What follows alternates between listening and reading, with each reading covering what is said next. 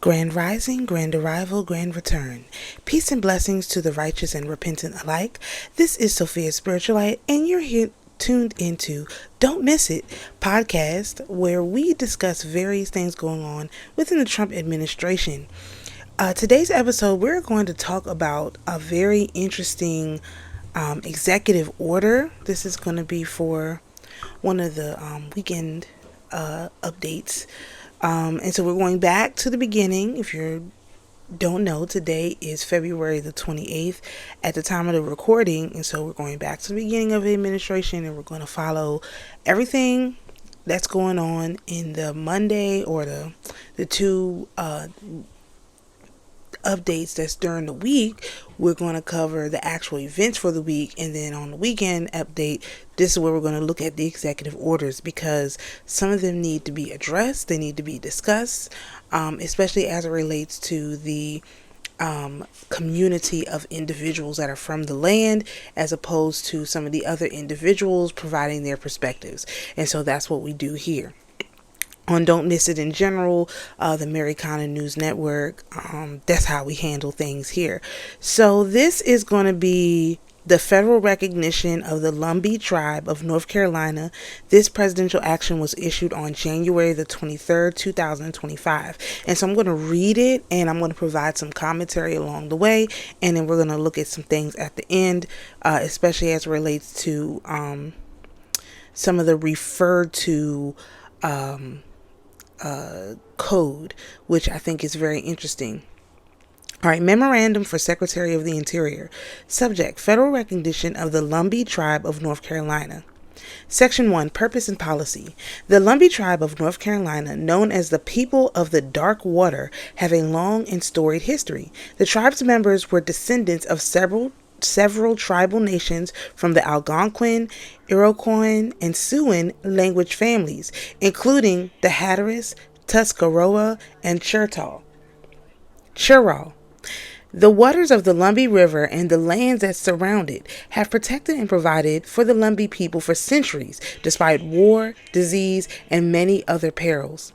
In 1885, the state of North Carolina recognized the Lumbee people as an Indian tribe. In 1885, North Carolina Session Laws 92. In 1956, President Dwight D. Eisenhower signed the Lumbee Act, which is Public Law 84-570, or 70 Stat 254, which recognized the Lumbee as the Lumbee Indians of North Carolina, but denied the Lumbee Indians federal benefits associated with such recognition. Today, according to the state of North Carolina, the Lumbee tribe consists of more than 55,000 members, making it the largest tribe east of the Mississippi River and the ninth largest tribe in the nation.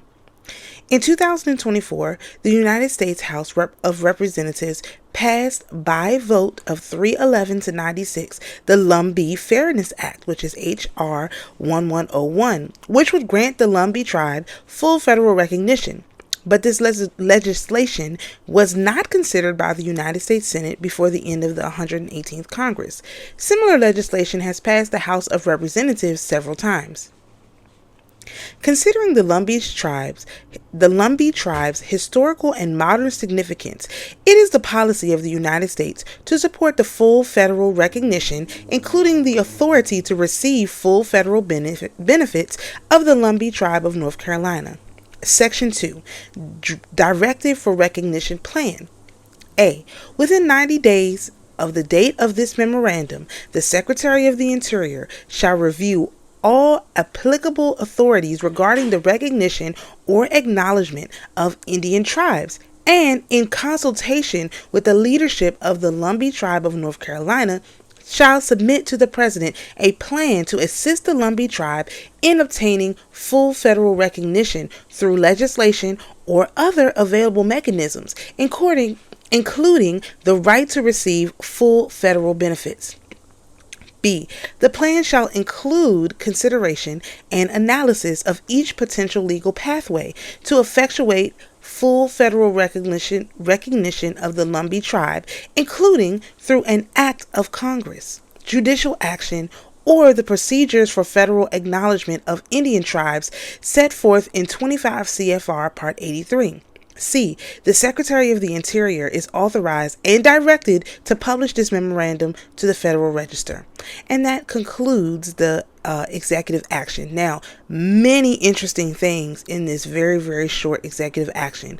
As you can see from the history part that's in section 1, the Lumbee tribe has been ignored. Congresses have passed it. They've said they're going to help them. They come, around and they do a little something, but then the House does it, but the Senate won't take it on. All kinds of nonsense. Now, mind you, there are senators for the state of North Carolina who did not even push for this to come to the Senate in the last session so that it could be accepted. So this is one of the reasons why voting does matter. If they have 55,000 members, that is a huge voting block. And that goes into understanding this 25 CFR. I've read this several times from beginning to end. It delineates what is required to be a federal tribe, okay, to start a tribe. Now, many of y'all know or may not know, we do have a tribe. It's called the MariKaNa Band of Indians, i.e. the MariKaNa News Network. This is the name that I use based on a lot of research into the use of America, because a lot of people say America is a name that was given to us from Amerigo Vespucci or whatever, and that is simply not the case. And that's for the spiritual channel. I'm not going to go into too much detail about that, but that name did not come from the New World, which is overseas in Europe. That is a name that is exclusive to this land, which is why it is used all across this land, from the top of North America all the way to the bottom of South America. America is the name of this land. And so that's where the tribe name comes from, MariKaNa. So to say that this is so crazy. The name and the political power of a particular tribe is the only reason you're allowed to create a tribe. So if you don't have political, if you don't have politics bound inside of your tribe, you're not really going to meet the qualifications of a tribe. That means you have to get behind certain political things, like in the case of the Lumbee, voting to ensure that your tribe gets recognized. And so this did not just start. A lot of people, were not following Trump or whatever in 2020, and because there's a lot of other stuff going on. But the Lumbee it literally campaigned in Lumberton. And if you haven't been to Lumberton, you've been through Lumberton. If you've driven up and down 95 through the from like New York to Florida, you've driven through Lumberton. It's like the end of North Carolina, exit 22. And Trump went and campaigned there, and the native people, the Lumbees, came there, and he said he was going to help them. Like, he literally promised to help them get federal status. So this is not a new thing that just came about. A lot of people don't understand what a tribe is and how it's supposed to work. And so this tribe of 55,000 members came out and voted for Trump because he won North Carolina. He won 7 swing states.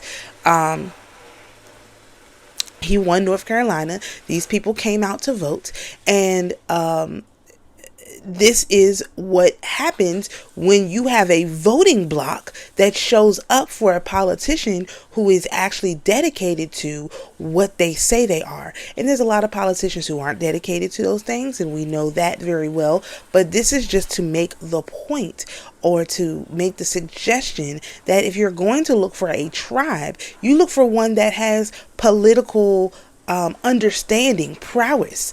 They know what to do. They understand the politics. A lot of blacks who are native to the land have checked out of politics, and therefore trying to get some kind of tribal status is not really going to be helpful for you, because the point of a tribe is to engage in politics. On my spiritual channel, I frequently say the mother, the Holy Mother, whatever you call her, she deals in politics. When Jesus' mother, Mary, came to Jesus at the wedding and said, "Hey, we're out of wine," that was a political statement. Because if you had a wedding and you ran out of wine, that literally basically said the wedding, the people who were getting married, was probably going to be unsuccessful, and it was a very bad omen. And so that was a political posturing to make sure that whoever wedding this was, which, some people say it was Jesus' wedding, but whoever wedding it was that important to Mary that she bothered Jesus about some wine. What did she think he was going to do? I don't know. That's the whole question mark. But that is his first miracle. His first miracle was performed in relation to ensuring that a political thing that was going on, which the weddings are political in general, in nature, especially the parties, that went off well, and everybody was happy at the end of the night. So the other thing I want to bring up in this particular thing is this discussion of 25 CFR part 83. We're going to look that up. I should have pulled it up. But we're going to take a look at it. I've read this many, many times. This is literally the regulations on for federal acknowledgement of Indian tribes. And the most interesting thing on here is these definitions.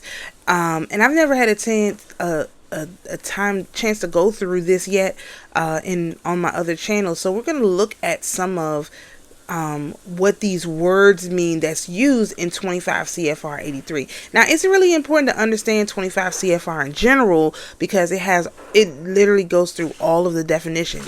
But this part 83 specifically talks about what the definitions are, right? And so I would like to point out that when they use the term historical in this 25 CFR, it means before the 1900s.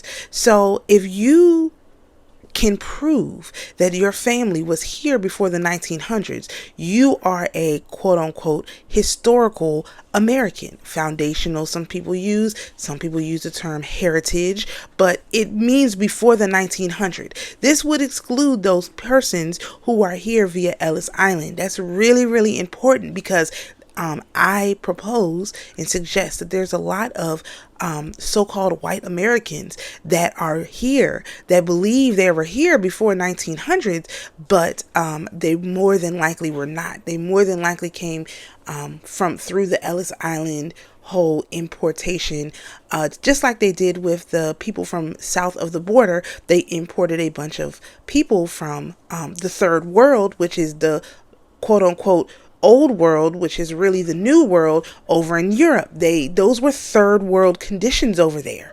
We didn't live like that here. Those who are historical Americans, we didn't live like that here, which is really important to understand. Okay. Another definition that's on here is indigenous, right after historical. It means native to the continental United States, in that at least part of the petitioner's territory at the time of first sustained contact extended into what is now the continental United States. So when people use the term indigenous, they're from the land.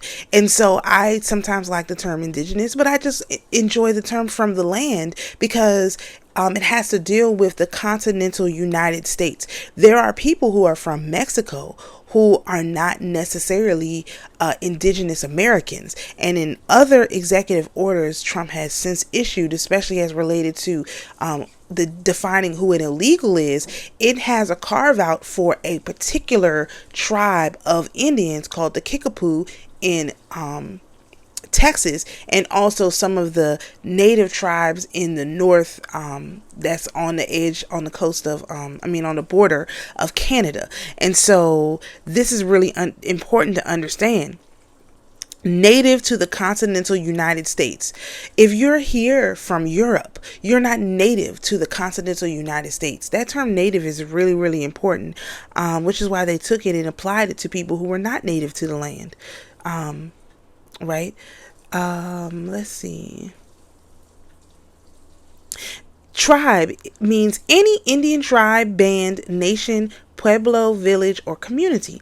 So, for our tribe, the MariKaNa nation, or actually I call it the MariKaNa band of Indians, we are actually historically tied to the Chapel Hill Citizens Association, which is a community, Chapel Hill in Maryland, that has political ties to before this time that meets this qualification. So at some point our tribe is going to perhaps apply for federal status should it become necessary. There's reasons why you wouldn't want to do that too, but if you've got 55,000 people, you should have a seat at the table. And that's what it is for the Lumbees. They need a seat at the table in North Carolina, and there's no reason, because if you've ever been to Lumberton, and I know someone who's actually from there who is a Lumbee Indian, I spent a lot of time with her when I was in college, and that place is very, very poor. It's been treated very, very unfairly by the state of North Carolina, and most of those people, if they're not directly dark-skinned black, what you would call black, they are mulatto, mixed race, lighter skin, but these are people of color. And the state of North Carolina, in their great racism, has treated them very, very poorly. Okay. So this whole 25 CFR 83, it literally describes how to actually become a member of a tribe, how to do this, what all the steps are.